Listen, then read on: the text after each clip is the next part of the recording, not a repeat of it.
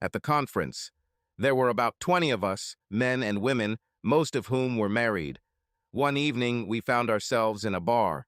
Local men were quite persistent in courting the women from our group. We could hardly contain our smiles as we watched their attempts. One particularly unfortunate approach prompted the comment, "He's lucky I like this beer, otherwise he'd already be carrying it." What if it was a famous football player, let's call him Jocko, who told you this? Would he have scored a goal? Asked another woman. Hell yes. Absolutely. It was unanimous. What if that meant, well, you know? Especially if it meant that. The women laughed sincerely, guys a little tense. Understand that these women weren't the ones who couldn't find a mate. They ranged from pretty cute to downright hot. They were in their late 20s to early 30s and dressed for a night out. What would you tell your husbands? One of the guys timidly asked. Why should I tell my husband? The answer was immediate and caused laughter and nods from the women. What if your husband were here? The guy continued. We could all hear the worry in his voice. One of the women, I think her name was Shannon, leaned forward with her elbows on the table and looked him straight in the eyes. I remembered her from lunch. She showed photographs of her husband and their absolutely adorable 5-year-old daughter. I would tell him that he knows how much I love him and knows that I will always come back to him, but I'm not going to miss this opportunity and I'll see him tomorrow. She spoke calmly and kindly, but with determination. None of us doubted that she was serious. Several guys' jaws dropped. I knew I had to. No, you wouldn't do that, muttered the guy next to me. The woman looked at him with pity. Yes, I would do that, and I think every woman here would do the same. You could go away with him tonight, but if I were your husband, you certainly wouldn't see me tomorrow. He was as serious as she was. Another woman tried to calm the situation. Listen, I love my husband. I wouldn't trade him for anything. Jocko doesn't mean anything to me and never will, and he probably won't even remember my name the next morning. But spending a night with him, just one night in our entire marriage, would be something I could remember for the rest of my life. An event, you know, with a capital C. It would have nothing to do with how I feel about my husband. After that, I would return home to the person I love, and everything would be as before. Ha, I heard Hayden laugh sincerely. I knew his name because he still wore his badge from the conference. I told him about it a long time ago, but he replied that he liked it. With a perverted smile, he asked if I wanted to touch him. I was confused until I heard everyone else laughing and realized he was playing a trick on me. But now, there was something about that laugh that said he wasn't really amused. Do you think I'm lying? Shannon almost barked. Hayden shook his head. I don't know whether you're lying or not. Just trying to figure out who gave you girls the idea that the only thing you bring to a party is your private part. There was a sharp gasp as every woman at the table wanted to be insulted. Sorry, Shannon said. You heard me. He smiled. I didn't come here because I thought I'd sleep with you. I came here to have a drink with you because I enjoy your company. You are all smart, capable, funny, and yes, beautiful. You have so much to offer this world, but somehow, somewhere, someone has given you the idea that who you sleep with is more important than your achievements, your family, your daughter, Shannon. Seriously, are you willing to lose your family for some sex from a stranger you don't even know? She shook her head. I wouldn't have lost my family. Hayden shook his head in response. I would believe you if you could find just one man who would agree with you. Worst month of the year. My wife Linda and I had planned to have a magical Valentine's Day, but the snow ruined those plans. The kids were excited about snow days. Emma and Tommy wanted more, which makes you wonder how terrible first grade and preschool are if your kids act like it's a gulag. I was certainly happy to spend time with my wife and children, but I would have liked a little romance with my wife too. And just when I thought that the whole month would have to be written off, our friend Dee called Linda. Dee and her husband Dave and Phil and his wife Jane were close friends of ours. Dee came up with a great idea. The other couples and I would find babysitters, book rooms at the Four Seasons, have dinner at one of our favorite restaurants, the Madison, and then go dancing at the Morrisons' club, which Dave knew. So, of course, let's save this terrible month. Linda was not a classic beauty, but she had an innate sense of style. Everything she wore not only fit her perfectly, but also reflected her inner world. She put on a blue dress. It made her blue eyes look like they were glowing in the dark. It had long sleeves, a high collar, and a skirt that reached below the knees. The lower part of the skirt flared and barely noticeable swayed when walking, attracting attention. When she danced, it seemed to flirt on its own. The smooth, form-fitting, but not too tight fabric made you want to run your hands over it, hiding and highlighting the slender, feminine figure underneath. Linda smiled as she slowly walked down the stairs where I waited, dazed and open-mouthed. Our company met in a restaurant. We laughed, talked, and enjoyed great food, enjoying each other's company and the fact that February was finally ending. Linda was the most attractive woman in the room, and I probably told her so a half-dozen times. I looked for any reason to touch her, and she responded in kind, smiling into my eyes. It was a night to remember. We checked into our rooms before heading to the club. She apologized, saying that she needed to come into our room alone for a few minutes. I took advantage of this pause to make sure that the 4 Viagra tablets that I had put in my suit pocket at home were still there. Linda returned with a fake smile on her face, as if she was going to seduce me. "We won't be staying at the club long, will we?" she whispered to me. I knew how much Linda loved to dance with our friends, so it was like, I hope I don't have to wait too long until we're alone. I smiled back at her. We reserved a table for 10 people at the club, which was great. It seemed like a lot of other people were busy forgetting about February, but they weren't too busy to miss the 5 women in our group. "You attract a lot of attention, honey," I whispered to Linda. "You are the most attractive woman in the room, as always," I whispered to Linda. "Oh, you," she looked at me, lightly pressing her soft breasts against my hand. "You don't have to say those things, although I like to hear them." "But I have to," I replied. "The truth is the truth, no matter how you look at it. There is no need to talk about opinions about the truth." She glowed even brighter. I danced with the love of my life, taking occasional breaks for hot wings and drinks. Returning from another run for drinks, I heard Linda say, "I would love to, Dave, and another time for sure, but today I want to make this evening special for Jim and me. I will only dance with him." You have no idea how inflated my ego was at that moment. A few minutes later, the group took a break. In the relative silence, we heard loud laughter from another table and turned around. "Hey, isn't that Mark Lavalier?"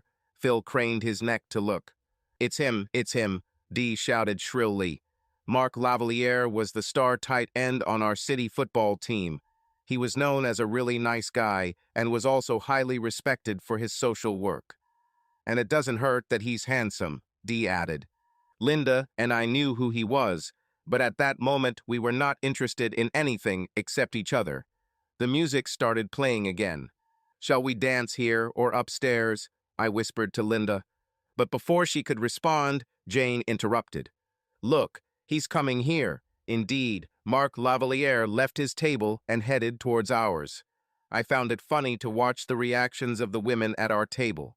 The 4 of them began to preen themselves and act as if they were saying, "Pick me, pick me." Linda looked down and squeezed my hand a little tighter. "Hi, I'm Mark. Do you want to dance?" He stood behind Linda's left shoulder, holding out his hand to her. Linda let go of my hand like unwanted trash. I watched, stunned, as she turned her back to me, offered Mark her right hand, and rose gracefully from her chair. My friends quickly realized that I didn't find it funny. For the first part of the first song, I sat there with a stupid, "what the hell" expression on my face. But that quickly turned into a very angry expression as I crossed my arms and leaned back in my chair. The band played a couple of fast songs and the whole club watched them dance. Linda was clearly enjoying herself. Her partner and her dress together enhanced her beauty. "They look great together. Come on, Jim, let's join them," Dee suggested, clearly trying to distract me. I didn't answer. It was supposed to be our special night, and some famous bastard just stepped in and ruined everything. The next song was slow. I watched as Linda melted in his arms, fitting him perfectly as if she belonged there. Another slow song followed, this time a ballad. Mark smiled as he held Linda in his arms. He was clearly pleased with what was happening. Only he was happy. I was trying to figure out how angry was too much. Finally, the song ended. Mark nodded to the group leader, who began to play faster. He and Linda left the dance floor, smiling at each other, but not touching, not even holding hands. Linda gave him one last dazzling smile as she turned to our table, and Mark headed back to his. When Linda approached our table and our eyes met, her best smile faded to second best. But that too disappeared when she realized that I was not smiling. She looked away from me and looked across the table at Dee. "Sorry, guys, I just have to go to the ladies' room now. Linda, will you come with me?" Dee's voice could be heard far beyond our table. I was too angry to think about why she had to say it so loudly. Linda apologized to me. "Sorry, Jim. I could use some freshening up too," she said and left.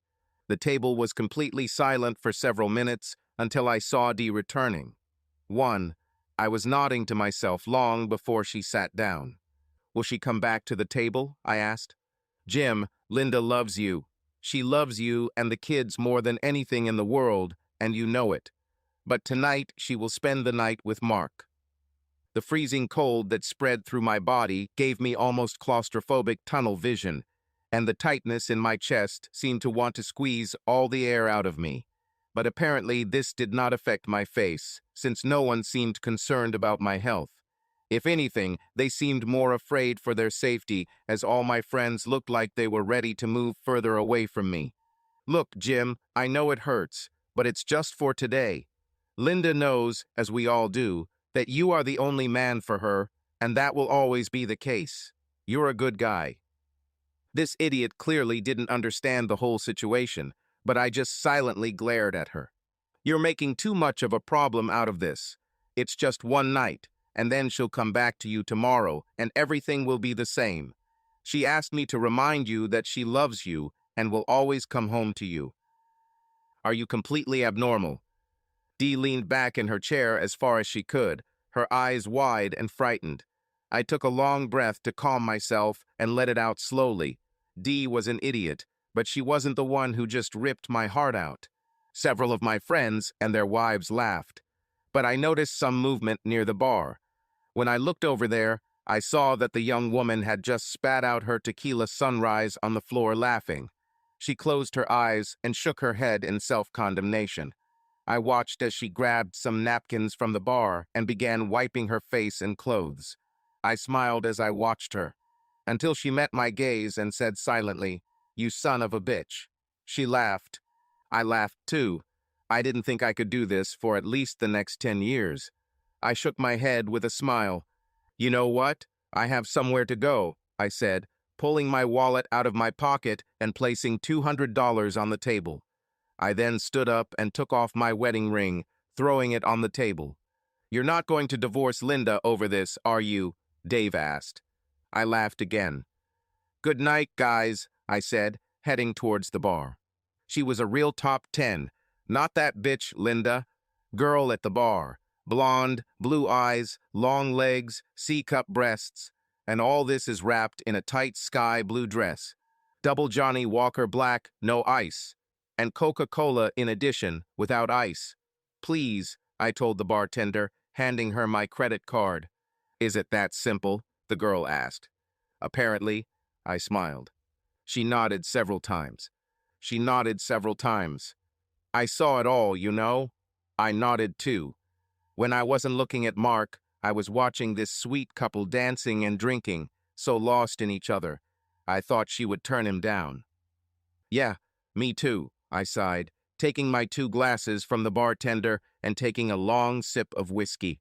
She took a sip of her drink before saying, "So your girlfriend is leaving you for Mark Lavalier, and 10 minutes later you just get back into the game."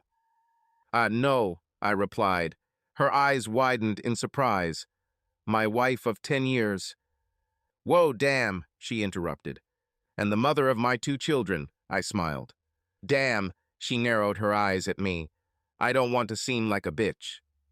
Oh, please be a bitch. It's trendy now, I laughed. Okay, smart guy. Are you sure you loved her? I mean, 10 minutes. I nodded. Yes, yes, I loved her madly. So much so that I didn't even notice you in the room until that moment. And if my eyes weren't focused only on her, I would definitely notice you. She seemed flattered as she took another sip of her drink. So how can you come to your senses so quickly? I shrugged as I finished my whiskey. She stole the last 10 years from me. I refused to give her this night too. You know, I'm not an easy target, right? Honey, if all I get out of tonight is a nice conversation with the most beautiful woman I have ever seen, she shrugged coquettishly, then I'll consider this a victory, I said. How do you not get hysterical? I just push everything deep inside and think about something more important. More important than your marriage? 10 minutes ago? No. But now? Oh, hell yeah, I smiled at her, sipping a cola. She laughed again. Still, pushing it deep inside doesn't sound healthy. I shrugged slightly. This is not healthy, but I'm only doing this for today. She nodded. Tomorrow I will return to our house, go into my daughter's room and cry, curled up in the fetal position.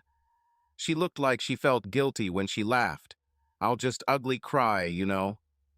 She nodded at me with a smile. I understand, actually. I felt someone pull my hand. I turned around and saw that it was Dave. Jim, what are you doing? He asked. I frowned. I'm trying to get this amazing woman to sleep with me, I said, pointing at the girl without looking at her. But what about Linda?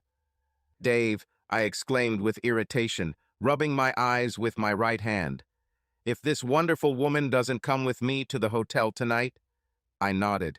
Because of your interference. I cracked my neck to the left. Tomorrow I will come to your house and kick your ass. So you better start praying that she finds me the most horny motherfucker on the entire planet. Do you understand? He nodded in response. Great. Now get out, Captain Blocker, I said, turning back to the girl, who laughed again. I shook my head with a smile. Ruthlessly honest, huh? Depending on the situation, yes, I nodded again, sipping my Coke. So your name is Jim. That's right, I smiled again.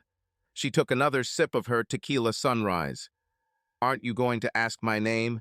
Do you just not care? This is very important, but... I hesitated, not knowing how to continue. But she smiled with a slight shake of her head. No mercy from this woman. I ordered more whiskey. Then he cleared his throat. You're incredibly out of my league. Thank you, she replied modestly. I laughed. So I need to be very careful how I handle you. She narrowed her eyes in thought. What does that have to do with my name? I shrugged. If asked at the wrong time, it can seem needy or intrusive.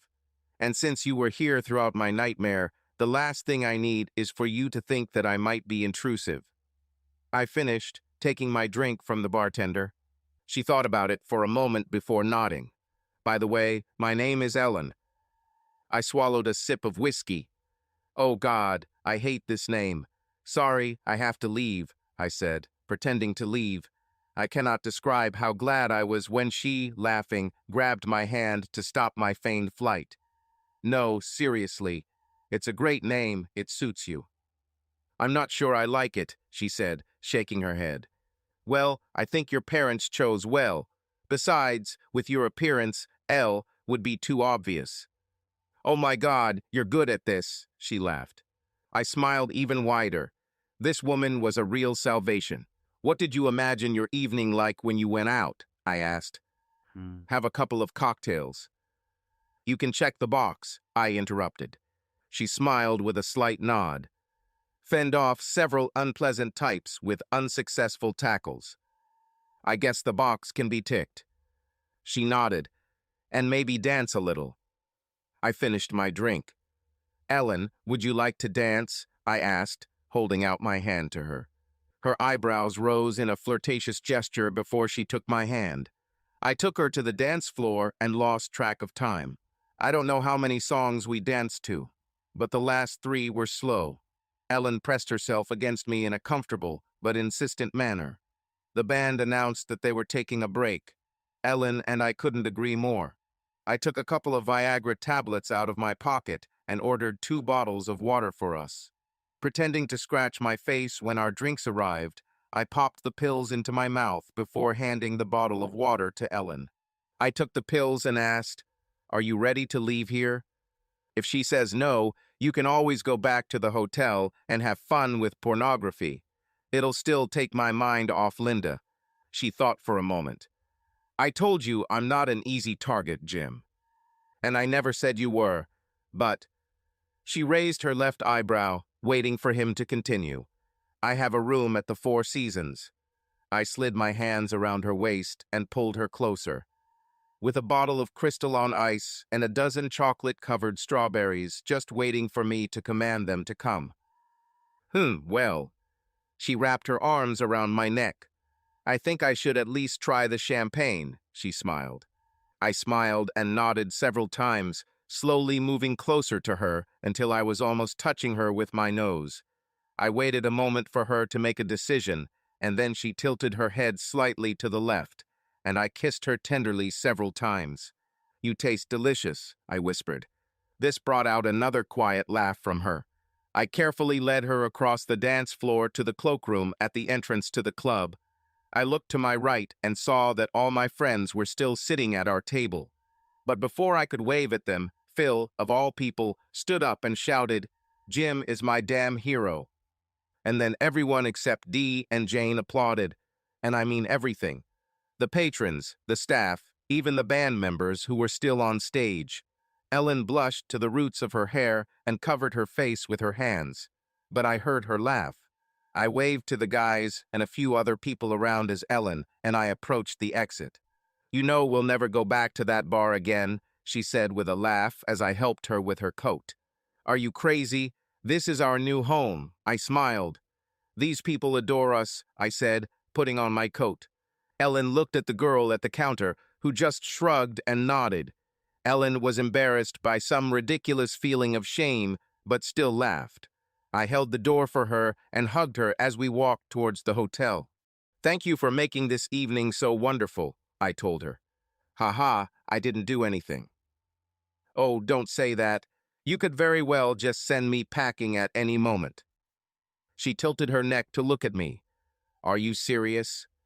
A guy who, it would seem, should be in despair comes up to me and turns out to be more intriguing, charming, and confident than 90% of those who rushed at me today. And you think I could say no? She looked ahead and took a deep breath. "Your wife is an idiot, Jim." Future ex-wife. "Sorry, your soon-to-be ex-wife is an idiot, Jim." That's better. We held each other not only to keep warm. I was a little disappointed when I had to let go of her to open the door, but the warmth of the hotel was nice. "You know, with all this fuss, I never asked what you like to do in your free time," I asked as we walked through the lobby. "I like to read," she shrugged. "About? What's your favorite genre?" I pressed the elevator call button. "Literary prose." "Jesus," I muttered under my breath. She glared at me as we entered the elevator, and I pressed the button for the desired floor. "And what exactly do you mean by that?" Genres are more like settings, like science fiction, westerns, contemporary literature, and so on."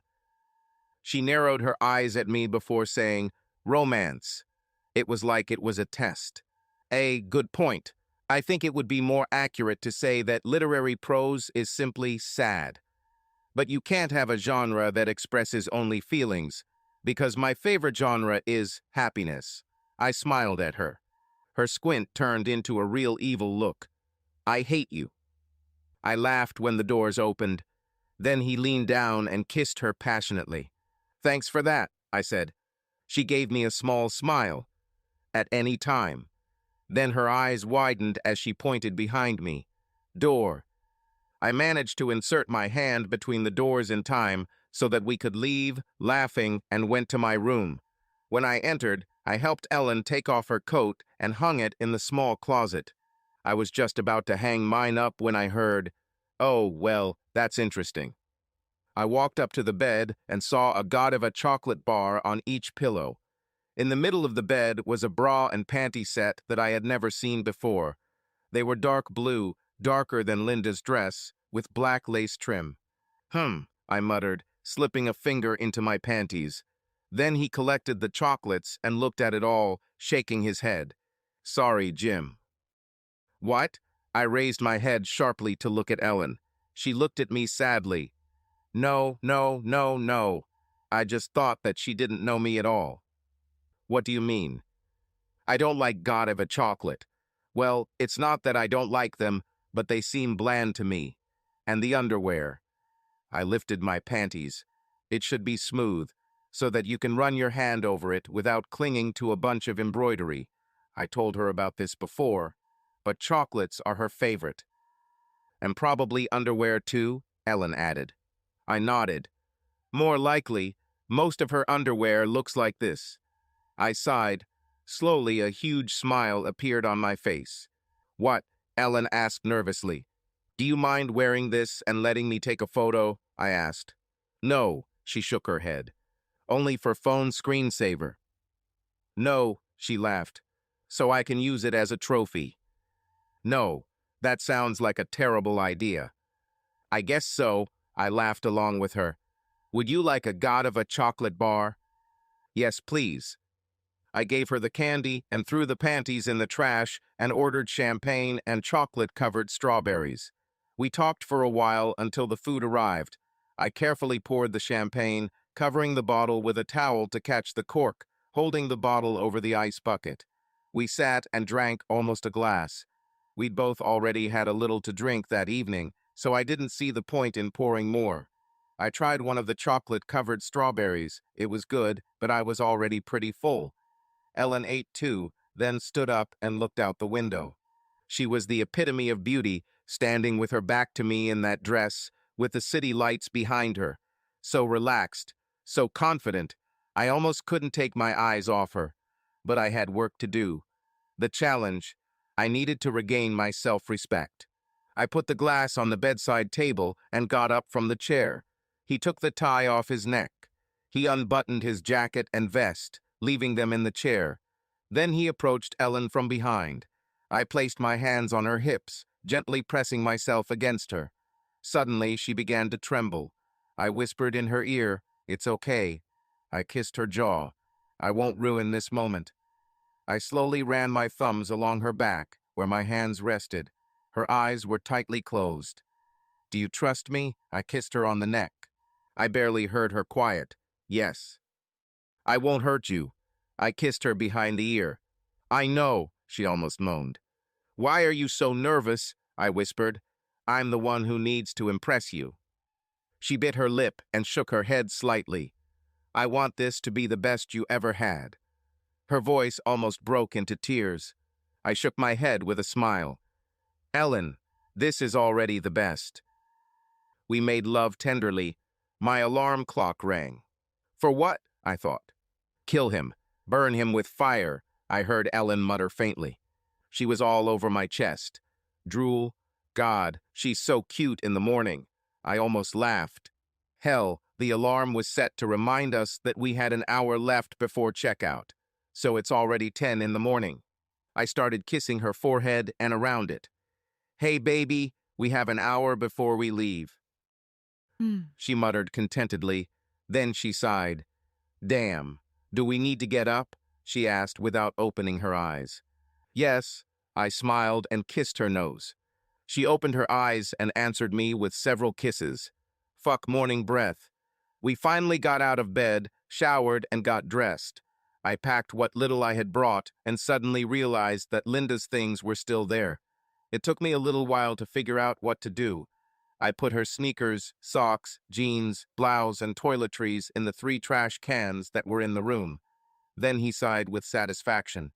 "Feel better?" Ellen asked with a smile. "A lot," I smiled in response. "Coffee?" I asked as we approached the elevator. We grabbed coffee in the lobby and checked out of the hotel before I asked her, "Will I see you again?" She sighed and shook her head. "Jim, you're too much. Understand?" I nodded. Yes, I'm going through a lot right now. No, she interrupted, shaking her head. I mean, yeah, you have a lot going on. But you are too. Everyone in the bar applauded you. I laughed. This is not normal. Believe me, I know. When did my husband leave me? I just fell apart. And you? She shook her head. It's clear. I nodded with another smile. But, and sex, she interrupted. Several people stopped and looked at us. It was. I laughed and patted her on the shoulder. Listen, I understand that you might not be able to handle this. Okay? She nodded in response. But do you have the strength to try before it really becomes too much? She shook her head. Don't know. Okay, I nodded with another smile. You are so much more than I could ever hope for, and I don't want to miss you just because it's not a good time, okay? Yes, she answered with doubt in her voice. So I need time to recover. How about I make a reservation for us at Madison for 8 p.m. this Friday? This will give you time to think about everything, and for me to recover a little from all this, I hope. Can you meet me at Madison this Friday at 8, even if the answer is no? She licked her lips, considering my proposal for a minute. Yes, she sighed. I can do this. She nodded. I smiled again. This is more than I could have hoped for. Thank you. Then I kissed her. She looked at me for a moment, waved goodbye, and turned to leave. I headed to Linda's and my Camry in the hotel parking lot. Forward and only forward. I parked next to our minivan and turned off the engine. I left my bag in the car. There was no point in bringing it if I was going to load it again. I went into the house and took off my suit, hanging it up. It was more of a tuxedo than a business suit, and since I've decided to spend the next few days in the office, I won't need it. I packed a suitcase with enough casual clothes for the week and took a few of my suits out of the closet and took them to the car along with the suitcase. There is a time for laughter and there is a time for tears. And when something you love dies, you need to mourn it. Otherwise, you will never be able to move on. I went to what was now Linda's bedroom, sat on our bed, and pulled out my phone. I started looking through all the photos I had collected over the years of our marriage. I started crying already in the pictures from our engagement party, but I finally broke through before Emma's second birthday. That's when I fell on my side, clutching the pillow to me like a life preserver, and sobbed until my throat hurt. Finally, I cried. I got up, washed my face, and dried my eyes. He looked at his reflection in the mirror and said, "You're one tough motherfucker." I kept looking until I was sure I believed it. Then I left, locked the house, and went to the office. The office was equipped with a shower, televisions, a refrigerator, and a sofa for me to sleep on. I've had even less. I stopped to grab a few snacks and other things for my stay. Then I put everything in its place when I got there. I cried several times again. There was simply no other way. I was watching an old anime called Vampire Hunter D when my phone vibrated.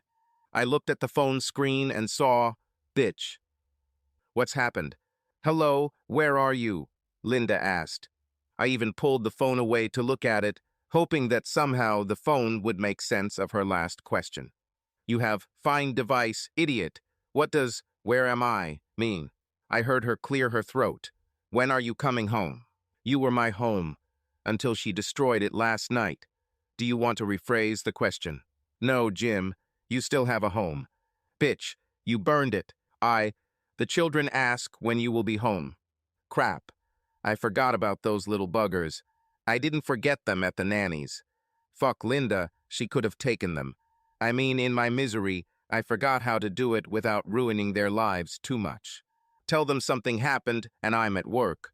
But I'll be there in 30 minutes. Then I hung up and took the keys. Emma and Tommy rushed across the living room to me as soon as I crossed the threshold. I got down on one knee and scooped up one of my children with each arm as they squealed, "Daddy," in my ears. None of them were silent for a minute. You would have thought they had been gone for a week, judging by the amount of important information they had to tell me. And of course, they had to correct each other on almost every point, because their brother or sister could not be right. It was loud, it was chaotic, and I couldn't get a word in even if I wanted to.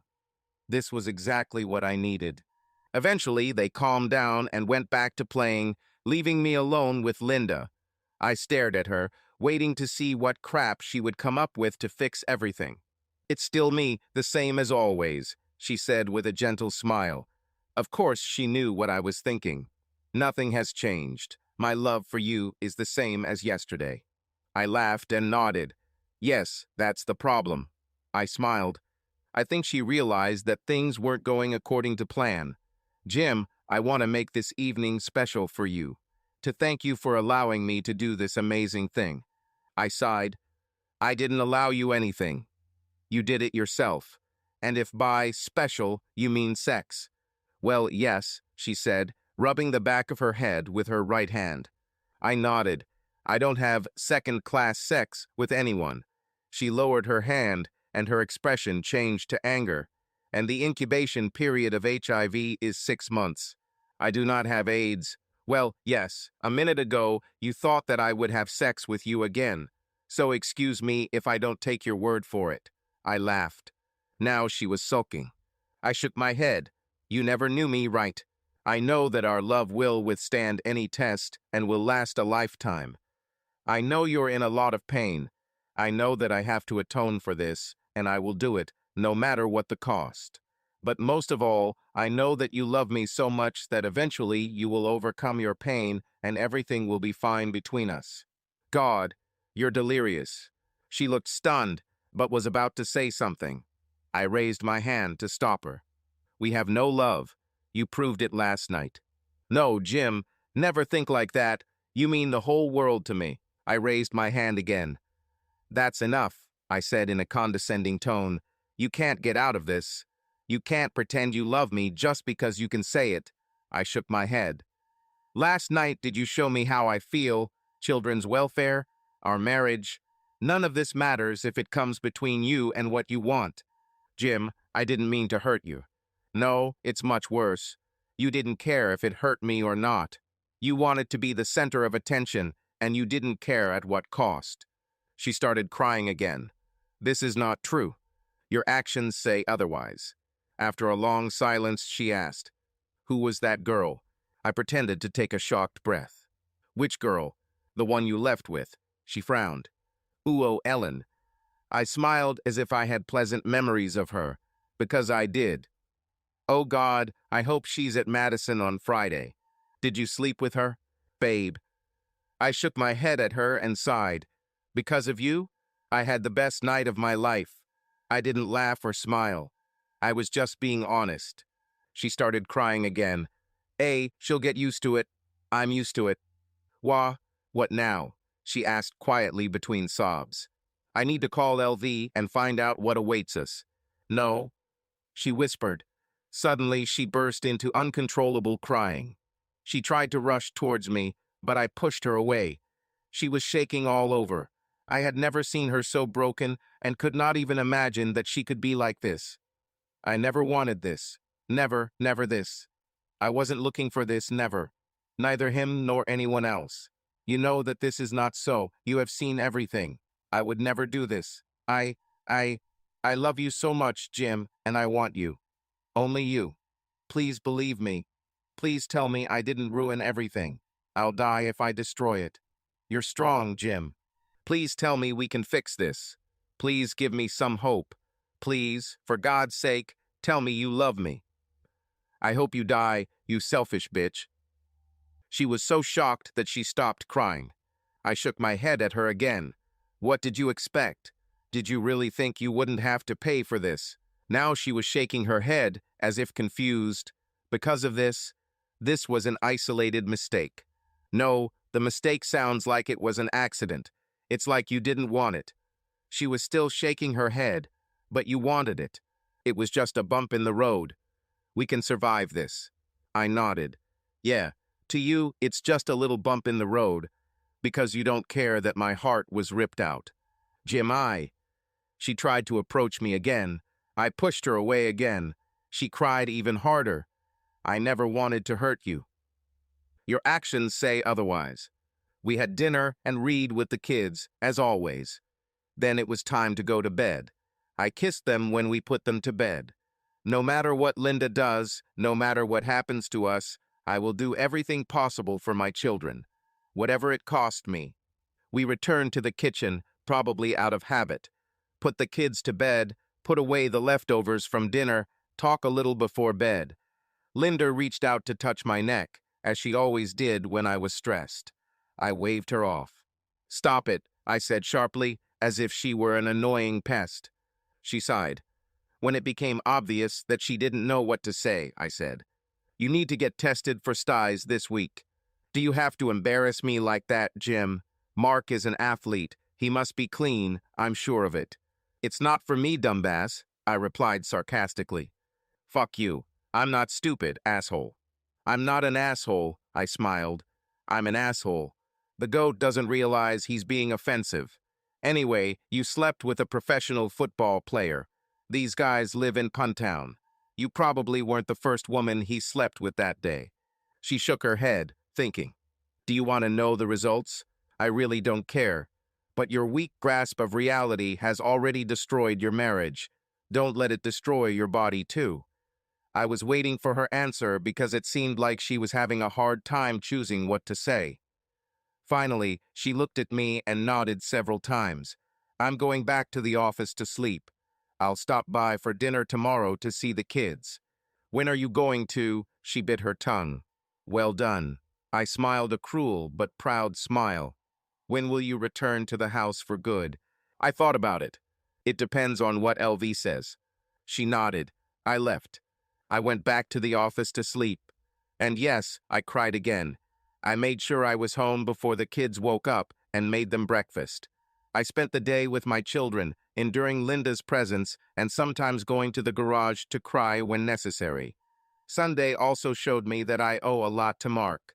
Not only because he inspired me to meet Ellen, but because he brought to light what was wrong in my marriage. I wasted 10 years on a woman who just used me until something better came along. As I watched my children play, I prayed, "Thank you, Mark, for not letting this go on for 15 or 20 years." On Monday after work, I met with LV. He has been a family friend since my grandfather's time. He had mostly retired, but was still razor sharp, wise as sophocles, and tough as steel when it came to our family's needs. I told him the whole sad story. He sat and thought for a while. We talked a little about women who cheated on celebrities and how they never regretted it. How shocking it was, I didn't care. Then the old man became serious. "You want to know what options you have for divorce. They are not good for either of you. I take it you're both still working where you worked, making about the same money." I nodded. "Then, most likely, you won't have to pay much child support, but you will be required to pay child support. She'll get primary custody, so she'll get the house, but you'll still pay about half the mortgage. What do you have saved?" "We saved every penny to buy a bigger house, so there's some money there." My sadness deepened as I thought about the home we had longed for, where we planned to raise our children and grow old together. This money will be divided equally. As you can see, the result is that both of you will experience financial difficulties for quite a long time, unless one of you gets married for money or wins the lottery. LV sighed. "As your lawyer, I will draw up documents if you ask me to. As your family friend, I will not serve them for at least 90 days. This is a standard cooling-off period, and you need it." "I don't need him." "You need it." I sighed. "LV, I have no choice." He looked puzzled. "Look, this was not a situation that can be forgiven. You see, I could understand if we were having difficulties in our relationship. What if she begged me for attention, for affection, and I ignored her? Of course, then the blame would be on both of us, and I would be ready to endure it. What if she was so drunk that she didn't know what she was doing? Maybe." I shrugged, "depending on the situation in this case. But this? No." I shook my head. It was intentional, and at a time when we were at our best. LV, I just collapsed, more emotionally than physically. I continued. "And the reason I must get a divorce is because what kind of example does this set for Emma and Tommy? Emma can do whatever she wants, and her husband will still put up with it. And life sucks for Tommy, baby. Sometimes you need to give in to your woman so that the family stays together. One last thing. I need a divorce so that Linda understands that there are consequences for her actions. Maybe she'll be smarter next time. He was silent for a long time. You need to understand that there is something in your life for which you are ready to do anything to preserve or protect. I know it used to be Linda. Now you need to find something, or better yet, someone to live for. Find it and let it guide your actions. It's simple. Children. Oh, damn. I remembered something. He looked hopeful. Not so much when I told him what I wanted to do. However, he was optimistic in the end.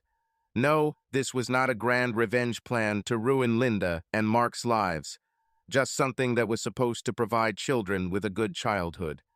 LV was so desperate for us to survive that he still insisted on a 6-month pause.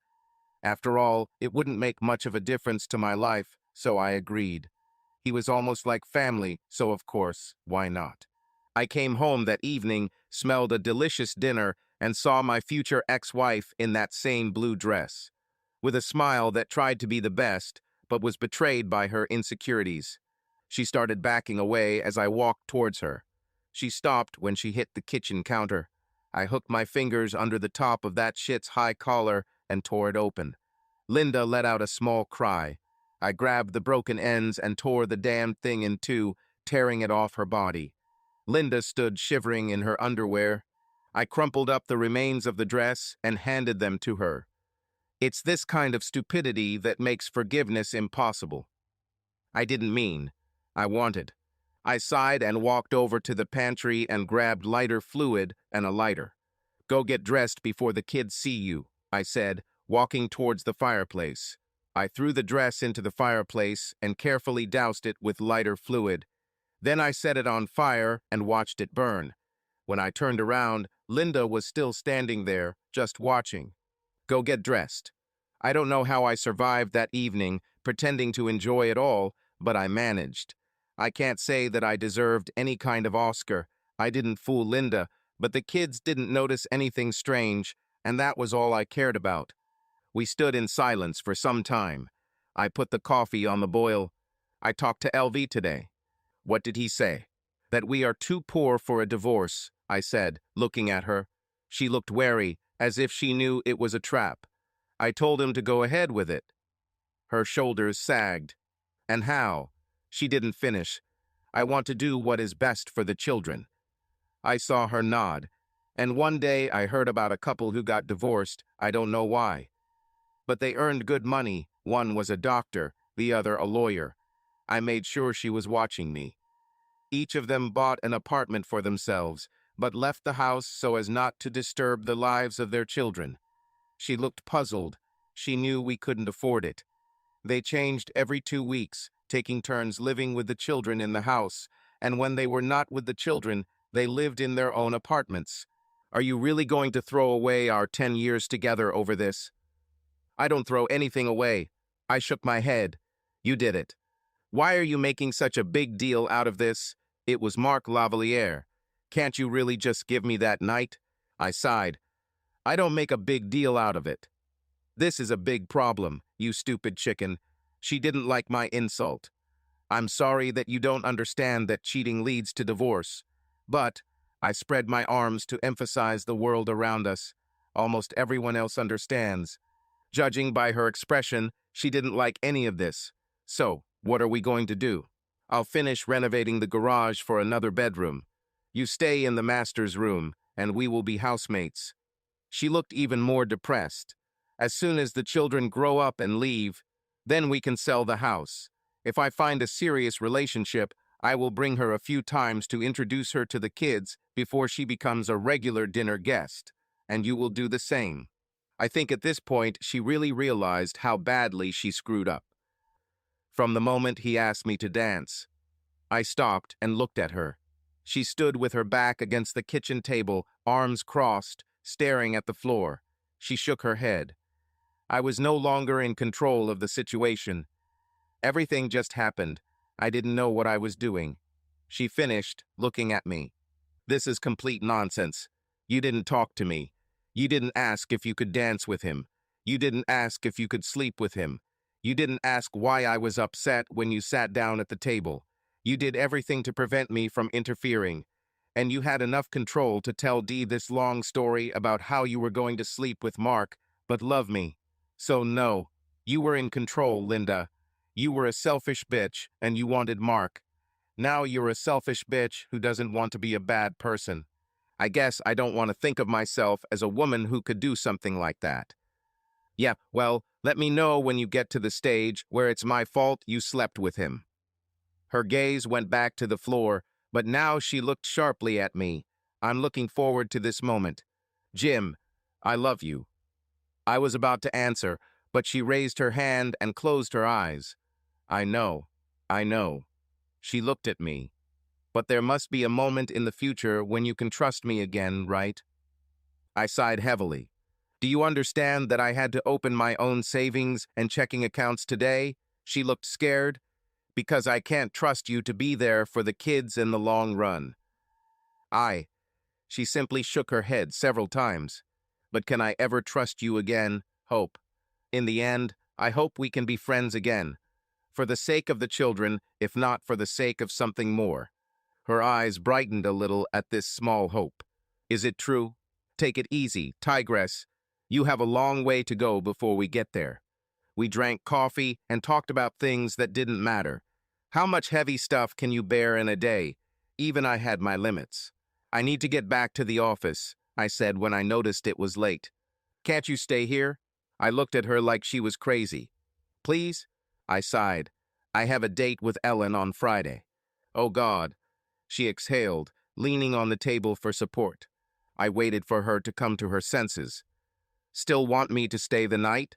I asked without humor in my voice. She straightened up and looked into my eyes. Yes, always. Let's see. Good night, Linda. She nodded and walked me to the door. I put on my tan suit with a blue shirt and my thick black wool coat. Our date was scheduled for 8 p.m. I was in Madison by 7:15. I was a little nervous. I waited until 8:15 before I took my seat. I ordered appetizers, mainly because the disappointment had left me with no appetite. Is this seat taken? That voice. My head shot up and my smile immediately faded. Standing in front of me was a blonde woman wearing thick horn-rimmed glasses and a black nylon suit with padded shoulders. The suit was 2 sizes too big, and she was wearing one of those peach blouses from the 80s with a huge bow on the chest. It reminded me of those Adam Ant-style lace shirts. And the skirt? It was straight and reached just below the knees, but the belt stuck out so that she seemed. With protruding hips? Ellen? I squealed. Aren't you glad to see me? She smiled, putting her hand on my shoulder. Are you at a role-playing game based on the new D&D system? God, you're a nerd. She laughed. These are my work clothes. I wanted to see how you would react. I shook my head. Where do you work? Some retro 80s office supply store. She smiled and sighed. I'm a professor of American literature at a local state college.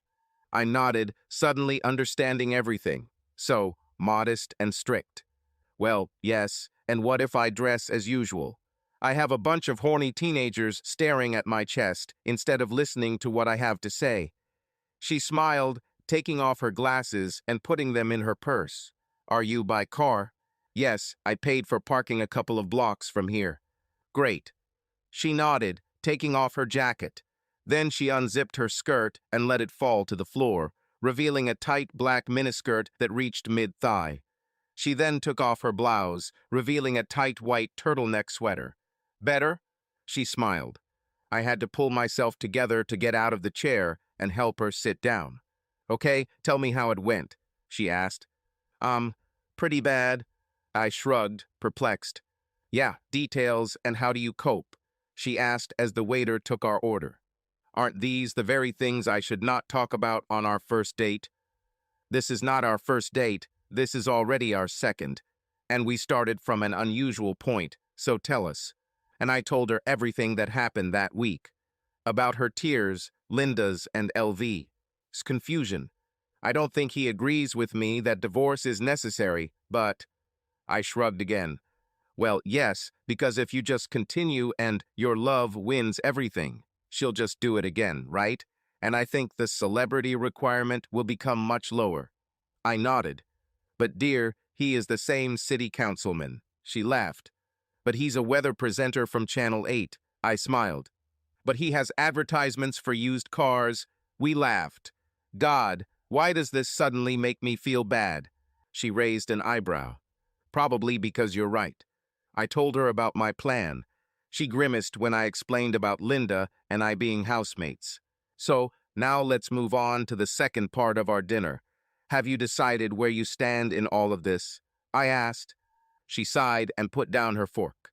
Jim, You need more, I interrupted her. What? She frowned.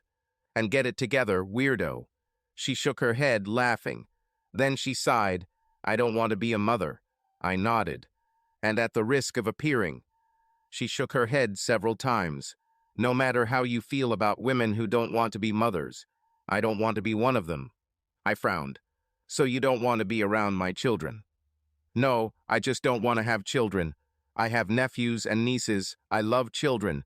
I love being around them, and I have no problem living in the same house as them while they are growing up.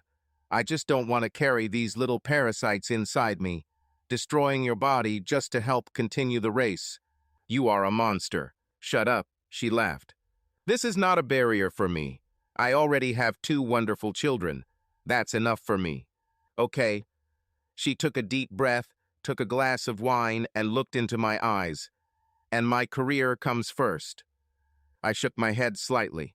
That is, at the moment I am a professor of literature and am looking for a position as dean of literature at a more prestigious school. How is you? Why the hell should I want to go to the University of Oklahoma? Point 1. You are in Oklahoma, she laughed. No, I don't have anything yet. I'm just looking around, preferably Ivy League. So, what you're really saying is that all of this, I pointed at us, it's a matter of time. She sighed. Yes, but it could be years, decades, perhaps never. I nodded. And that suits me. Is it true? Yes, I nodded. Look, I can't predict the future. I can only cope with the present. Aren't you worried about me coming into your children's lives only to leave at any moment? I laughed. It's called life. So no, I'm fine with that. Right now, you are the best thing that happened to me. So I'll hold on to you as long as I can. Is this an acceptable answer? She smiled, sliding her hand across the table to squeeze mine. Yes, that's true. We finished dinner and put her things in my car before heading to Morrison's. Jim? I looked up and saw a bouncer standing at the entrance. Yes? I asked when we approached him. No, baby, you don't have to wait in line, he said, letting us inside. Ellen and I looked at each other, not understanding. Then they apologized to the people who were still standing in line. We handed over our coats and went to the club, thinking it was weird but cool at the same time, until I realized that the girl from the wardrobe was still walking with us. Jim, Ellen, right here, please, she said, leading us to the seats at the bar we had occupied last week. Do you want Hero? Asked the bartender. What? I asked in surprise. What the hell is going on? Double Johnny Walker Black with Coke without ice. You gave him a name? Ellen laughed out loud. Yes, she laughed and began to pour. Ellen, would you like a tequila sunrise? Ellen was shocked that the girl remembered her drink, but nodded. Sorry, we couldn't change the name to Ellen. The boss said that tequila sunrise is a very famous cocktail. We had just sat down as the band finished their last song. The vocalist shouted, Jim is in the building, and here's where everything became surreal. The whole club blew up. Jim is my fucking hero, and they applauded. The barmaid handed us our drinks. Is this all because of what happened last Friday? I asked her. It was a boring season, she laughed. We laughed about it. What else could we do? The conversation went quite easily after all this. But just as I was ordering the second round, I heard, Do you want to dance? Before I could fully understand who said it, Ellen shouted. No, get away from me. Mark Lavalier stood there, smiling, without an iota of surprise. What the hell is wrong with you? I asked him, slowly turning my chair to look at him. It was a joke, he said. It was disrespectful, I replied. I'm sorry you felt insulted, he chuckled. Not for me, stupid. I pointed at Ellen. Hey man, you gotta be careful. I can kick your ass. How, Mark? You are trained to play football. I was born, raised, and trained to break people's bones. I shook my head as he took a step back. You know, if I knew you were here, I would have found you myself to say thank you. This surprised him. But then you go out and do this crap. I shook my head again. I really didn't understand what was wrong with him. What would you thank me for? Because you showed me that my marriage was a sham. She was just biding her time until something better came along. Thanks to you, it didn't take even longer. You brought me out of it and inspired me to find this amazing woman. I carefully pointed at Ellen. She responded by bowing respectfully at my compliment. Mark laughed good-naturedly before saying, Come on, I don't even know what to answer. I said, Everyone says you're a good guy, but what you're doing now is turning you into an asshole, and I just can't understand why you're doing this. He looked uncomfortable. What's the matter? Are you looking for a thrill? Because it seems like you're starting a lot of problems for the sake of women who don't matter to you. In his embarrassed expression, a clue finally appeared that gave me an idea. Damn it, so that's it. Some asshole did this to you. Probably when you weren't famous yet. Fuck you. You don't know me. I'm not attacking you, boy. That calmed him down a little. I shook my head again. But you won't protect yourself from pain this way, brother. Someone will always get inside anyway. He shook his head as if I was wrong. No. No. I sighed. Look, man, I don't know if our society instills this in us or if it's really ordained by God, and I don't care. He laughed. But what I know works is to find one woman. I looked at Ellen, and focus on her, giving her all of yourself, and pray that she does the same. Mark sighed.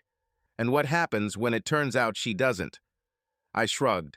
You cry, get up, dust yourself off, and find another woman. I looked at Ellen again, and you start all over again, and you continue to do this until you find the one that remains, or until you die. But you continue to move forward. No matter what happens to you, you need to mourn the loss of her and start again, because this shit you're doing right now is destroying you from the inside. He stood still, contemplating what I said, before finally turning to Ellen. I'm sorry I was disrespectful to you. I heard about Hero when the guys came. Some people told me who you were, and that lame joke was the best I could come up with to introduce myself. He nodded. Sorry. Ellen nodded politely. It's okay, Mr. Lavalier. I'm sure it sounded better in your head. He laughed. No, not really, but I appreciate your attempt to spare me the shame. He shook her hand gently. It was nice meeting you, Ellen. Mutually, Mark, she answered. When he extended his hand to me, I stood up from my chair, shook his hand, and gave this big guy a little hug. Take care of yourself, Mark, and let me know if you need anything. He smiled and nodded. Usually, this is my phrase. He waved and walked back to his table where the rest of his friends were waiting. So there won't be a fight. I turned around and saw one of the visitors who had been listening to our entire conversation. I laughed before saying, No. At the end of the day, Mark is just like the rest of us. But he's trying to improve, Ellen added. I nodded. Shall we dance? I suggested. She nodded, and we finished off our drinks as much as we could before heading out onto the dance floor. What song should we order, Jim? Shouted the leader of the group. Without thinking, I shouted, Mississippi Queen by Mountain. We rocked until the end of the evening, and we rented a hotel cheaper than the Four Seasons. I returned home around 11 a.m. on Saturday to find Linda in the kitchen. She was still in her robe, staring at the cup of coffee like a living dead. I poured myself some coffee and sat down opposite her. So this is how it felt. She looked at me. Last week, when I studied it for a while, she was clearly crying. She looked like she hadn't slept well. Hurting her might have brought me pleasure. For a minute. Yes, I whispered loud enough for her to hear. She nodded. Sorry. My head was spinning with millions of nasty words that I could say to her. Words that would have hurt her even more. I don't know, maybe she caught me at a good moment, and I just couldn't say them. So I just sat and drank coffee. We, couldn't we just skip the rest, back to what it was? She begged. When I began to shake my head, she continued, I slept with another man, you slept with another woman. You felt destroyed. Now here I am. I still shook my head calmly. She let out a nervous laugh. Can't we just call it a draw? It's not about sex. Or rather, it's about sex, but it's about betrayal. The way you almost ran to him, as if he were your salvation, and I was disgusting to you. She closed her eyes and winced at my exact description. The children haven't woken up yet? She cleared her throat before answering. Any minute now. I nodded. I'll change clothes and start preparing breakfast. I finished my coffee and went to the garage. There I had a couple of cheap movable wardrobes and a single bed bought on sale. I changed my clothes and turned around to notice Linda standing in the doorway, watching me. She had seen me naked numerous times, so I continued getting dressed. Was she better than me? Every woman has her own Linda. She was just different. Do you like her other better than mine? I'm not with her because her other is better. I'm with her because when she promises something, I believe her. When I finished getting dressed, she followed me into the kitchen. Dee called. It's St. Patrick's Day on Monday, and our whole gang is going to Brennigan's for drinks and dancing. They hoped that we would come too. On Monday, she shrugged, still looking depressed. They said it would be early evening. I turned to face her. It would be easier if I introduced them and Ellen's children to the party here next Saturday. She almost shrank. I sighed. You'll have to move on, Linda. How? She screamed, and then quickly covered her mouth, looking towards the children's rooms. I came closer and hugged her. She buried her face in my neck and cried. Thank God the children didn't run out while we were already hugging. Is Mommy okay? Tommy asked, approaching us. Yes, baby. We're just arguing, I said, stroking her back. Mommy, why are you crying? Asked a worried Emma. Linda was silent. I can't blame her. How to explain to children the chaos that has become our life? We're just arguing, baby.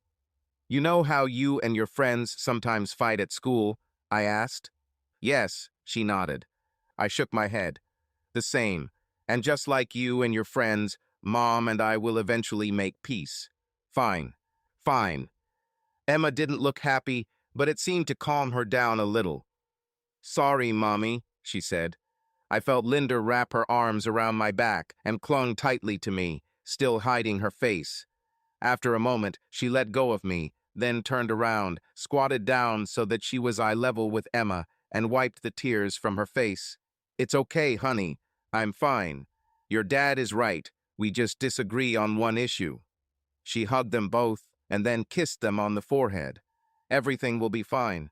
When she released them, I said, Now run. Mom and Dad still have something to talk about. I'll call you when breakfast is ready. They nodded and returned to their rooms. When they left, Linda turned to me again. She looked at me and, dropping from a squat to her knees, said, You could use me. Linda. She slowly ran her hands up my jeans. I'm a girl of easy virtue, right? I sighed irritably. Use me. Tell me this is the only breakfast I'll ever get.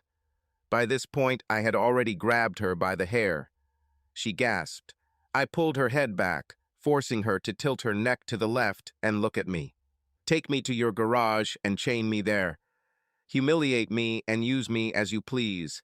Just stop sleeping with Ellen. I can't do this. You know I deserve worse. I just need to be with you, and if it's like your bitch, then so be it. You are still the mother of my children, and as much as I want to hurt you. Do it, she interrupted. Hit me. Make me sleep on the floor. Whatever, just do this to me for the rest of our lives, she cried.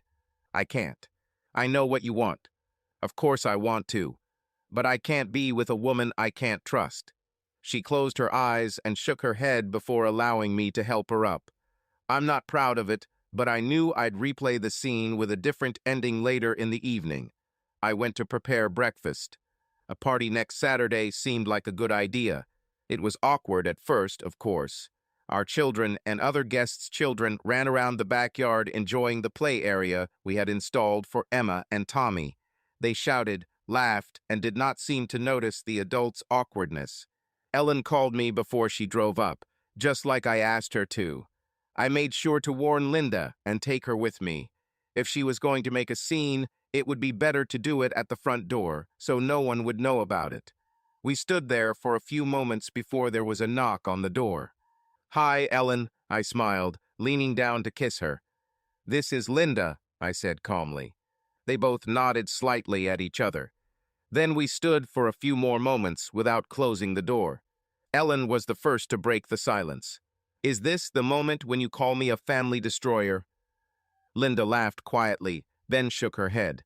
"No," she laughed again. "Thank you for being there for Jim," she finished with a nod. Ellen smiled back, nodding. "Thank you for letting me enter your house." With these words, Linda led her into the kitchen to put what she had brought, and I closed the door. Ellen's introduction went pretty smoothly. Jane and Dee were the only ones who didn't know how to react to Ellen. But when they saw Linda go out of her way to be kind to her, they followed suit. As for the rest, Ellen became almost a cult figure for them. They adored her. Later, when we were barbecuing, or rather, Dave was cooking, which I can do, but I don't love it like he does, I realized that we were out of ice for the cooler. I needed to go into my room to get more from the refrigerator. I was just passing the kitchen when I heard, "I feel terrible." That sounded like Linda. "Then you should have kept your damn legs together." It sounded like Myrna, Scott's wife. She was usually a very quiet and submissive woman. I have never heard her yell at anyone. Judging by the noise, most of the women were in the kitchen. "Sorry. Sorry," she sighed heavily. "This is your life, your business." "I shouldn't have said that." "Oh, God," Linda moaned. "I hurt you too, didn't I?" Myrna continued after a moment. "You two were the best among us. You were so in love, so attached to each other. She seemed ready to cry at any minute. All we had to do was imitate you and we'd be fine. But now, what the hell do we do now?" There was silence. "You keep doing what you were doing," Linda replied. "Put Scott first in everything. And what if it turns out he doesn't do the same for you? Talk to him about it. And as long as he puts you first, you will be fine.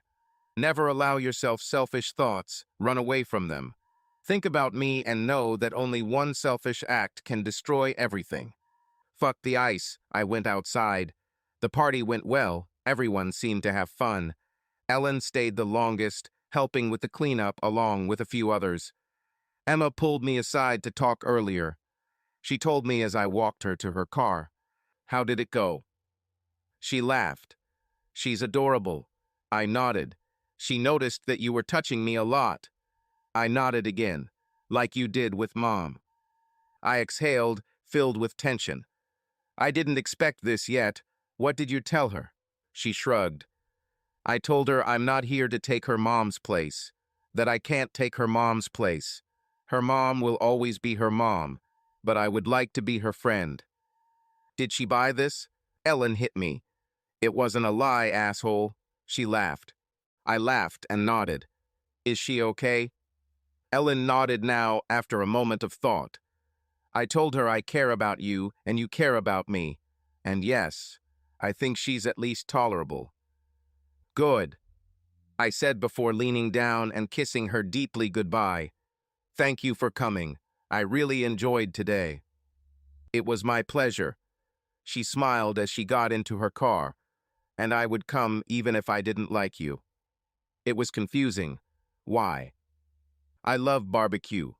She shrugged before walking away.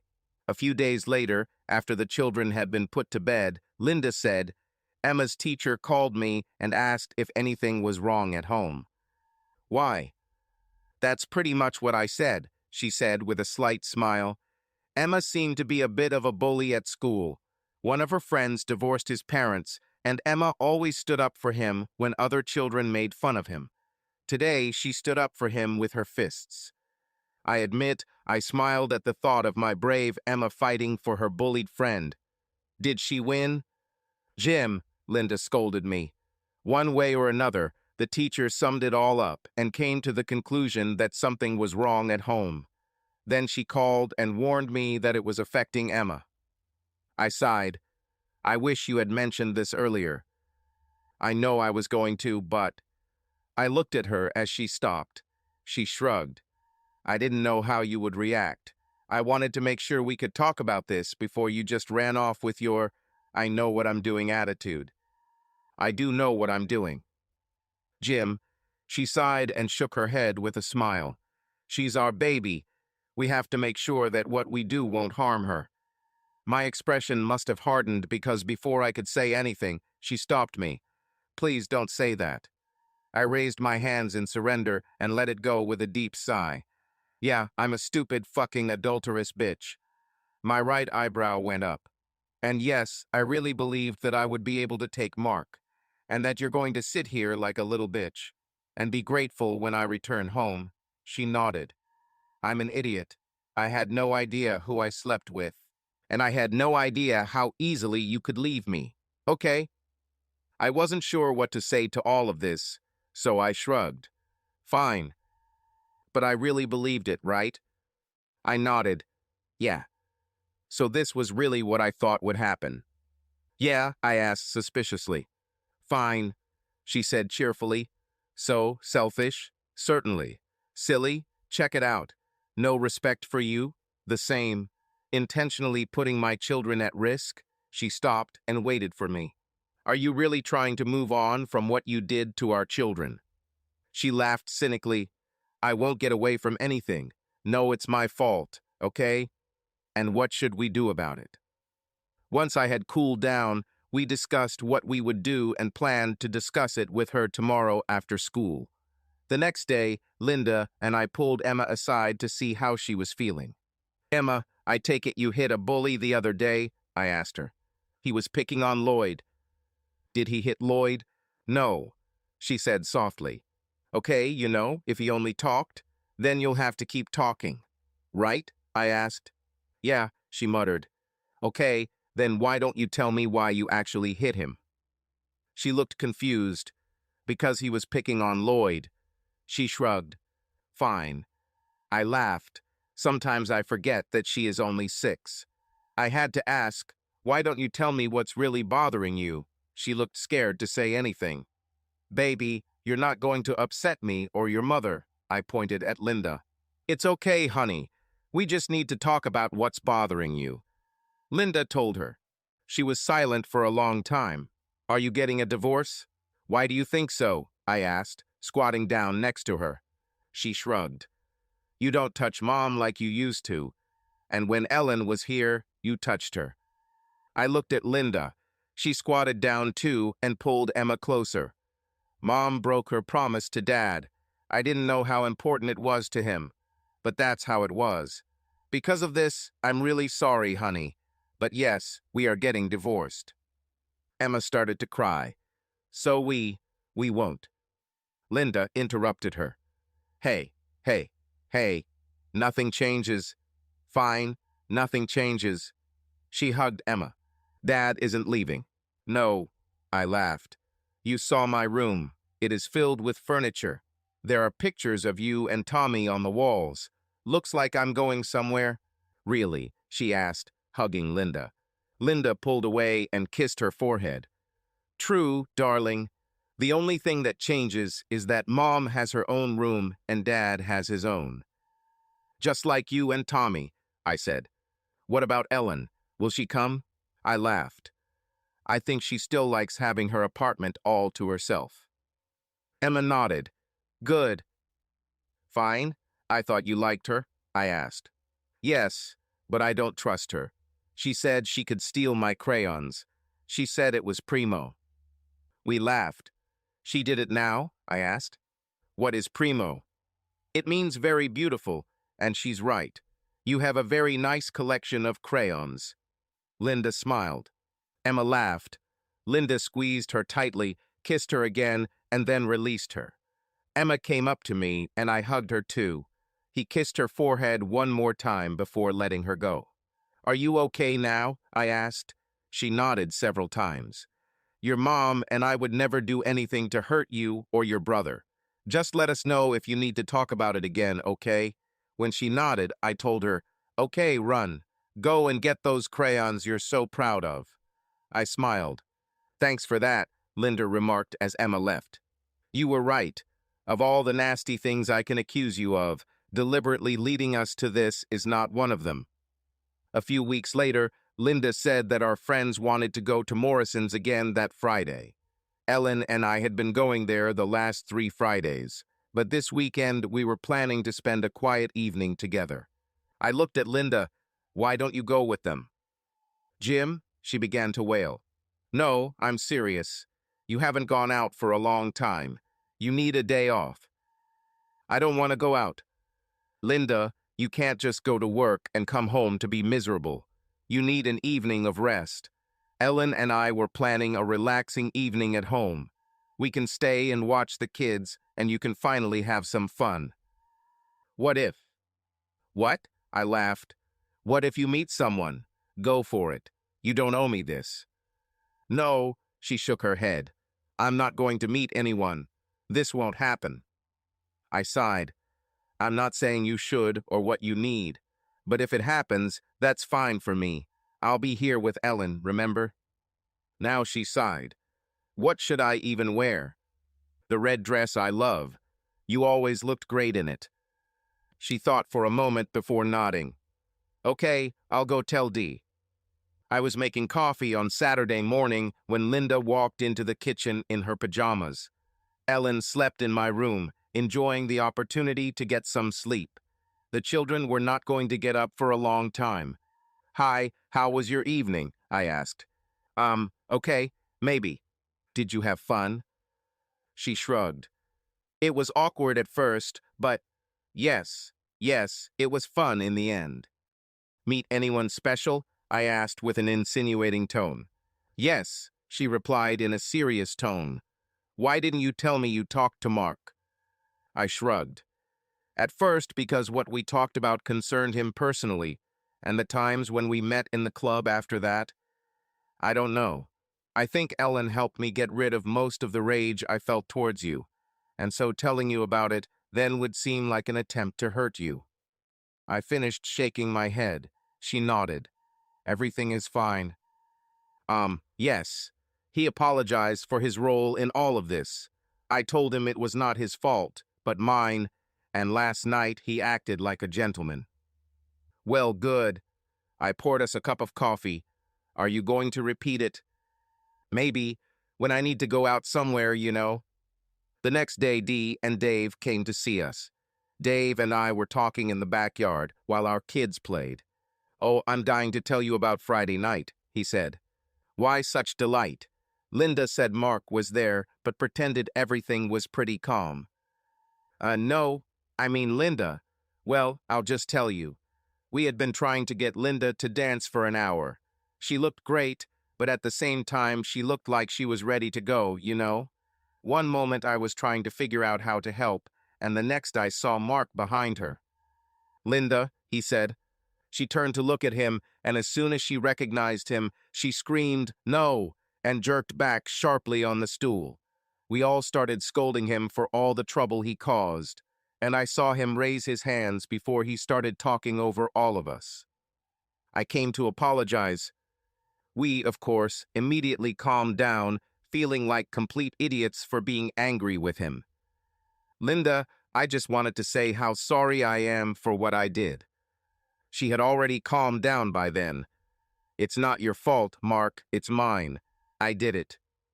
Is there anything I can do to help? No, she laughed. I just need to wallow in my sadness. She smiled faintly. Mark shook his head.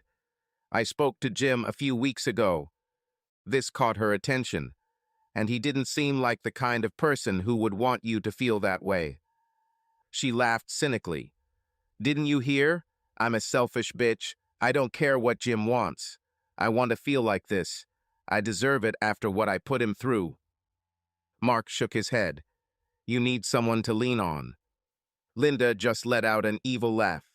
Mark sighed. It doesn't have to be sex. Hell, it doesn't have to be me. But Jim has Ellen, and who do you have? She looked at him intently. I have no one. And it will be like this until we get through this. So you're just going to feel terrible. For how long? Until I can get him back. I think we all made some noise of disbelief at her words. We didn't want this. Her words simply surprised us. Or at least until I can go a week without hearing him cry in my room. Is Jim crying? Commented some idiot who was eavesdropping on our conversation. We all looked at him, but it was too late. Yes, Linda answered the guy angrily. Yes, Jim is crying. Then she stood up and walked a few steps away from the table. Did you heard this? Jim is crying, she shouted to the whole club. Your hero is mourning the death of his marriage. She pointed to her chest with both hands. I did it, the two-faced, corrupt bitch who broke your hero's heart, and I deserve to feel like the pathetic piece of crap that I am. But I will humiliate myself. I'll disgrace myself. I will do whatever it takes to get him back. Then she turned to us. Is that clear, Mark? Mark looked calm and caring for her, but raised his hands in submission. Linda wiped the tears from her eyes, returned and sat down in her seat. The band was just about to start playing, but the leader spoke first. Personally, I like to know that our hero can still deal with his emotions. And I think he wouldn't want you to suffer too much, miss. I hope it doesn't hurt you, but this song is for Jim. And then the guitarist started playing the opening riffs of Ted Nugent's Stranglehold. Linda laughed. He loves this song. Then let's dance to this, Mark said. No, she looked at him coldly. What if we all dance to this? He asked, looking around us. You can do this, right? And we all started pestering her until she came out on the dance floor with us. How was the rest of the evening? I asked. Very good, Dave commented. Once she came out and allowed herself to live a little, everything became normal. It was almost like bringing back the old Linda, you know. I nodded. A few hours later, Dave and Dee said goodbye. We saw them off before returning to the kitchen. Linda took a soda from the refrigerator. Do you want anything? She asked. No, I just wanted to talk to you for a minute. She leaned over the refrigerator and simply lowered her head, sighing heavily. How much did he tell you? She asked, closing the refrigerator and approaching the table. Most of it, I think. She nodded in response, opening a can of soda. He definitely told me about your rant. She took a sip before saying, I honestly feel like it was more like a speech. This really made me laugh. I shook my head. Linda, after everything we've been through, you know that I never. No, she didn't exactly scream. She shook her head. There are a lot of really terrible things you could say to me, and I deserve it all. She nodded.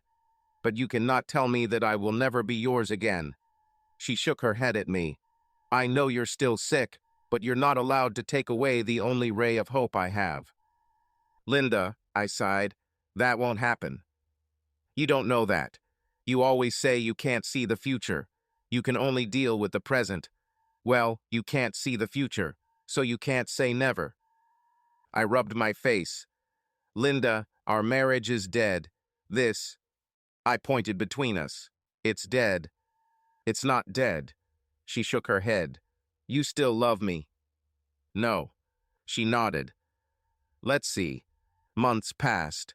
Ellen became a frequent visitor to the house, and we started inviting Linda to go out with us about once a month. About 4 months later, when everything had settled into a normal rhythm for us, I received documents from LU. I read them before taking them to Linda. What is this? She asked. Documents from LU, I said calmly. This surprised her a little. She nodded. Have you read them? Yes. She extended her hand, and I handed her the papers. She cleared her throat before starting to read. When she finished, she looked at me and nodded, passing them back. I love you, she said. I laughed. I wish I could believe it. She licked her lips.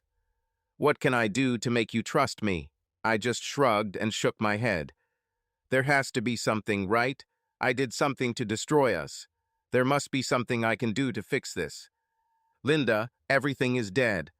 She shook her head softly. Making something is always more difficult than destroying it. It was easy to destroy it. Breathe life into it. I shook my head, grinning. Everything is dead. I don't love you. She nodded several times before saying, I don't know how long we had sex. It seemed like it was an eternity. Mark is a great lover. It was like I was the instrument, and he was the virtuoso, and he was great. With Mom. I grabbed her shirt with both hands and slammed it against the refrigerator. She gasped as her head bounced away from him. I held her up a foot off the floor. Shut your fucking mouth, or I'll rip your throat out, I growled. The bitch grinned at me. I know, she whispered. I don't care what you think about sex. No one is famous and claims the sex was mediocre. So I don't give a damn how good you think he was, you nasty bitch. She placed her hands on my face while I held her in a death grip. I'm so sorry I caused you all this pain. She shook her head. If I could go back and change everything, I would do it. Even if I had to still feel these feelings, I would do it to save you from this crap. I shook my head at her. I hurt you terribly. She shook her head and gave a painful smile until the tears began to flow. Without the slightest thought, what kind of bastard does this? I realized that I could hear children walking down the corridor. It's almost time for family TV watching. I put Linda down and smoothed out her shirt. But all this rage, she said, it comes from that pain, from the love that you still feel for me. When I realized that she almost provoked me to kill her just to prove a point, I said, You're crazy, I whispered. After all the crap I've done, maybe I'm just focused. Daddy, are you going to kiss Mommy? Emma asked. No, baby, I'm in a relationship with Ellen, and I'm not doing this, I said, not taking my eyes off my crazy ex-wife. Oh, you're just standing really close to each other. Linda said, We just wanted to talk, and we didn't want you to hear it. She smiled as she walked around me and smacked Emma on the bottom. Well, what are we going to watch?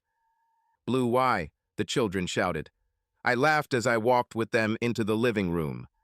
If I see another episode of Blue Y, I'll shoot someone. Avatar, The Last Airbender, Linda asked, addressing everyone. This drew several nods. She picked up the remote as we sat down on the couch and played the episode we were on before looking at me. It's not dead. This made me chuckle lightly, and I shook my head in disbelief. A month later, I was standing in the kitchen when she came in with some papers. What is this? I asked. My HIV results. The way she said it, I suddenly turned around to face her, feeling my heart skip a beat and almost losing my balance. I'm clean, she said. I put my hands on the countertop and tried to catch my breath. Damn you, I managed. Sorry. I looked at her, but she didn't laugh. To be honest, she looked worried. I didn't mean for it to sound like that. I'm sorry I scared you. Yes. I nodded several times. It's okay, I said calmly, trying to calm my racing heart. A couple of months later, we were in the kitchen clearing away the dishes after dinner. You know, it's really your fault that I slept with Mark, Linda commented, handing me the cup to dry. I raised my eyebrows and rolled my eyes. She looked at me. You've been telling me for years that I'm the most beautiful woman in the room, that you are ready to do anything for me, that you will always love me, that you need me to be whole. I remembered all this, repeating it to her again and again. I crossed my arms and leaned against the countertop, waiting for the moment when I could dispel this crap. A good woman would treasure this. I would keep it to myself. She narrowed her eyes. Then she shook her head, almost with tears in her eyes. I'm so sorry I wasn't a good woman, Jim. I pulled her towards me and kissed her temple while she cried. About 2 months later, Ellen snuggled up to me in bed. She had been spending more time at our house than in her apartment for some time. I thought about asking her to move in. I was offered a job at Yale. Crap. Yes. Any chance you've changed your mind about this? I asked. Do you want me to stay? Yes. She laughed. Do you need me to stay? I looked at her lying on my chest. The night light softened her already beautiful features, making her a truly elven beauty. Do you need this to be happy? I asked. Her eyes rose to look at me. Yes, she nodded. Sorry. I nodded and kissed her. You could have made me stay, she said, and I could make you happy. For a while. She nodded again. But eventually you would start to feel dissatisfied. She nodded again. Especially when I get you pregnant. She laughed out loud. Shut up. Then she kissed me again. How much time do we have? 2 months. Fine. Let's make them unforgettable, I said. I felt her start to purr. Linda actually looked sad that Ellen was leaving. The children weren't pretending, they really became attached to her. She got the news 10 months into our relationship, and her flight was scheduled to depart the day after Valentine's Day. Well, we just couldn't help but do it. We gave her a send-off at Morrison's. All our friends were there. We drank, we danced, we ordered food from the best local BBQ restaurant. Then we went to the Four Seasons Hotel where we made love all night. When I brought her on the plane, she was exhausted. You'll sleep the whole flight, right? I laughed. Yeah, she smiled. Then she became serious. I'll miss you. Same thing, I smiled. I love you. She smiled even wider. Same thing, she whispered before giving me a deep, sensual kiss. Then she looked at me. I won't be mad when I find out you only lasted 30 minutes before starting a new relationship. I laughed. It happened once. I nodded. I'm not going to look for another woman for a long time. She shook her head with a smile. God, what a dumbass you are. Then she kissed me again. It's a pity that I'm not weak enough to stay. Yes, me too, I laughed. Then they announced boarding for her flight. We kissed again and said, I love you to each other. And then she got on the plane, and it drove away from the gate, and my Ellen left. The walk back home was quiet, gloomy, and terrible. I locked the front door behind me and headed to the kitchen. Linda was in a robe and making coffee. She raised her head when I entered and stood up from the table. Are you okay? She asked. Yeah, just sad. Sit down, I'll pour you some coffee. Do we have anything stronger? I asked, sitting down. No alcohol, mate. I have Bailey's for coffee. I noticed that she had already taken it out. She saw me look at the bottle while pouring my coffee. I know. The only thing you ever liked from Godova was their coffee liqueurs. So of course they stopped making them, I laughed. Linda smiled and nodded, then brought me a cup. Thank you, I said. You're welcome, she smiled, sitting back down in her seat. You know, I really liked Ellen. I looked at her, slightly incredulous. Don't do that, she said with a small smile and shook her head. She was nice. I nodded and took a sip of coffee. Well, we still have Facebook, I smiled. Oh yes, almost like the real thing. While we were drinking coffee, I couldn't help but notice that she kept looking at me. What? I asked. She took a deep breath before standing up and throwing off her robe. She was completely naked underneath. She approached me, crossing the small distance between us. I want a second chance. Her plane hasn't landed yet, I said incredulously. Ellen is not stupid, Jim. She knew what would happen as soon as she left. And then I realized what Ellen meant. The airport is only 30 minutes from my house. I shook my head. I never promised you a second chance. She squatted down and put both hands on my thing. I've been a good little bitch for a year. She shrugged. That seems fair after I thought you'd be my bitch for the night. I nodded and took a sip of coffee. I did everything you asked me to do, said everything you needed to say, all to show you that never I'll let you down again. I love you. I laughed cynically. You know I love you. I refused to move on because I couldn't imagine myself trying to feel better and forget while you were still hurt. You love me. Now I laughed. She was confused. I saw it. She said, what brought her too comical shook his head at me. Take me back. Take me. And let's put this horrible year behind. I set the cup down and leaned a few inches away from her face, and he said in his cruelest voice, "What are you going to do when I tell you that you're a soul-stealing bitch who doesn't deserve a second chance?"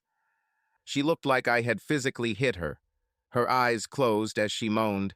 It took her a moment to open her eyes, and she seemed to be losing the fight to hold back the tears. "It's all true," she said with a slight nod. "So I would put the robe back on. I go to my room to cry, and I will still support you through your next girlfriend, wife, or whatever.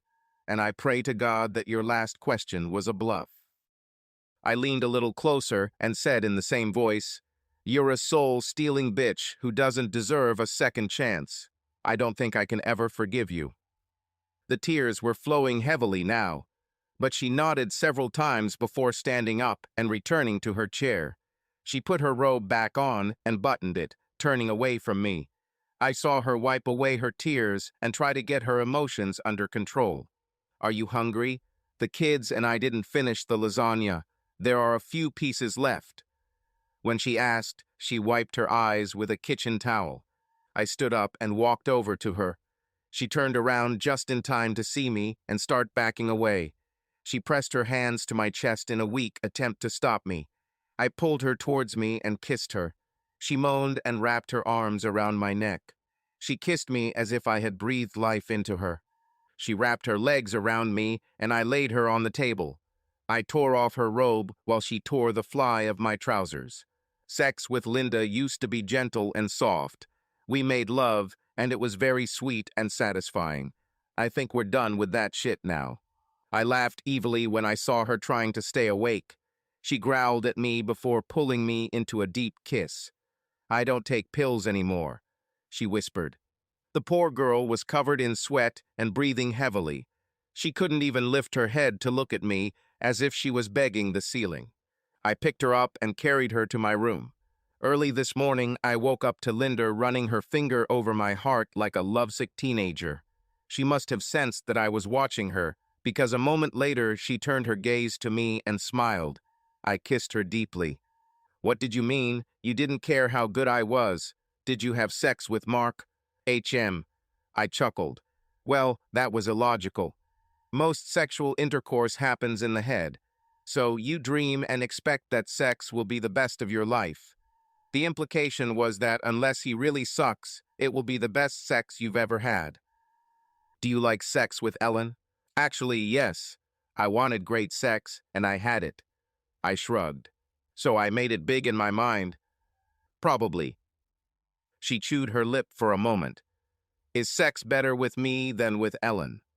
"Now?" She nodded. "You'll never be able to tell her that." She smiled and nodded again. "Yes, sex with Ellen was very enjoyable, very loving and caring. But what we did last night was, yeah," she sighed and smiled. "What was sex like with Mark?" She thought for a moment. "He was in control, just like you were last night. But with him, it was like I was on an instrument, and he was playing me. With you, it was, as if you were my master, and I needed to serve you." "And was sex with me better than with Mark?" She raised her right eyebrow and shrugged at me. My alarm went off. I hate having children. I mean, they're cute and all, but they are like pets that need a lot more supervision, and they are constantly trying to kill themselves. "Do we have an hour?" Linda moaned as she lay partially underneath me. "Yeah," I said as I turned left towards her, realizing that we were still connected. "Are you ready to take a shower before we have to make breakfast for these little nightmares?" I asked. "Yeah," she said in a strange tone. I grinned and kissed her. Then he slowly pulled away from her. I walked over to my dresser and put on my underwear before wrapping Linda in the blanket. In case the children wake up early, I carried her into the master bathroom and helped her shower. We had eggs, bacon, and toast. Not innovative, but healthy and nutritious. We ended up sitting on the couch and letting the kids pick the show. I looked back and saw Linda just smiling as she watched our kids enjoying the show. I looked at Linda and we both laughed. Some things never change. I ruffled his hair to his annoyance and Linda kissed the top of his head. Then she looked at me and said, "I love you," satisfied tone. "I believe you." I nodded.